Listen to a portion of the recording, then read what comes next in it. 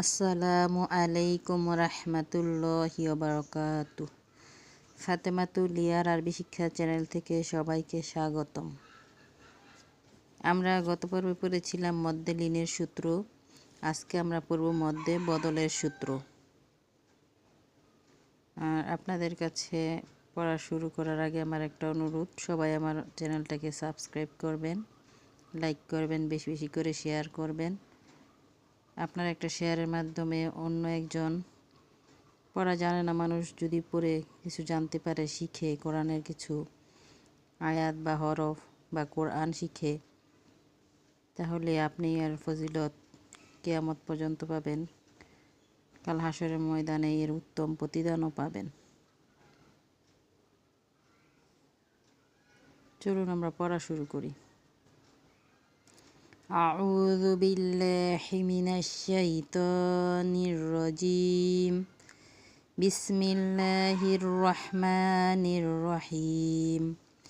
রব্বি জিদনি ইলমা, রব্বি জিদনি ইলমা, রব্বি জিদনি ইলমা, রব্বি ইশরাহ লি সাদরি ওয়া ইয়াসসির লি আমরি ওয়াহলুল উকদাতাম মিন লিসানি ইয়াফকাহু কওলি। আগে আমরা মধ্যে বদলের সূত্রটা মুখস্থ করে নেব। আপনারা আগে সূত্রটাকে মুখস্থ করবেন, এরপর পড়াগুলোকে পড়বেন। মধ্যে বদলের সূত্রটা হচ্ছে, হামজার পরে মদ আসিলে মধ্যে বদল হয়, হামজার হরকতকে এক আলিফ টানিয়া পড়িতে হয়।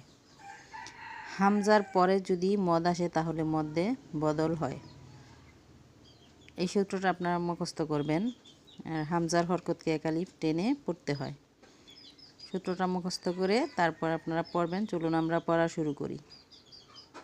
হামজা খারা জবর আ, এখানে হামজার উপরে মদের হরকত এসেছে, তাই মধ্যে বদল হচ্ছে এখানে। হামজা খারা জবর আ, মিম জবর মা, আমা, নুন জবর না, আমানা। হামজা ওয়াও পেশ উ, মিম জের মি, উমি, নুন জবর না, উমিনা। এইখানে পেশের বাম পাশে জজমলা ওয়াও মদের হরফ, এখানে হামজার পরে মদ এসেছে, তাই মধ্যে এখানে বদল হচ্ছে। হামজার হরকতকে আমরা এক আলিফ টানতেছি, উমিনা। হামজা ইয়া জের ই, মিম আলিফ জবর মা, ইমা, নুন আলিফ দুই জবর নান, ইমানান। আর এখানে আমরা বানাম করে পড়েছি ইমানান, ওয়াকফের সাথে পড়লে হবে ইমানা। এখানে হামজার পরে মদ এসেছে, তাই মধ্যে বদল হচ্ছে। এখানে মধ্যে তবাই মানে জবরের বাম পাশে খালি লিপ, মদের হরফ এক আলিফ টেনে পড়তেছি। আর এখানে দুই জবরের পরে ওয়াকফ করলে মধ্যে আওয়াজ হয়, এক আলিফ টেনে পড়তে হয়। তাই আমরা একটা, দুইটা, তিনটা সূত্র পেয়েছি এখানে। এই পড়াটুকুর মধ্যে তিনটা সূত্রই টান আছে। একটা হচ্ছে মধ্যে বদলের সূত্র, একটা হচ্ছে মদের হরফের সূত্র, একটা হচ্ছে মধ্যে এওয়াজের সূত্র। তাহলে তিনটা একসাথে পড়লে ইমানা,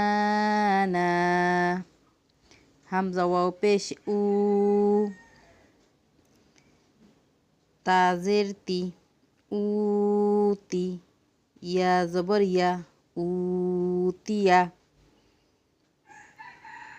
আপনারা এইভাবে পড়াগুলোকে পড়বেন। যে সূত্র যেখানে আসবে পড়ার মধ্যে, যে হরফের মধ্যে আসবে, খেয়াল করে সূত্রগুলি মুখস্থ করে থাকলে পড়াগুলো বুঝতে পারবেন এবং পারবেন। মনে হবে পড়ার সময়, তখন আপনারা এই সূত্র অনুযায়ী পড়বেন, তাহলে পড়া সহি হবে, সুন্দর হবে। আজকে এই পর্যন্তই। আসসালামু আলাইকুম ওয়া রাহমাতুল্লাহি ওয়া বারাকাতুহু।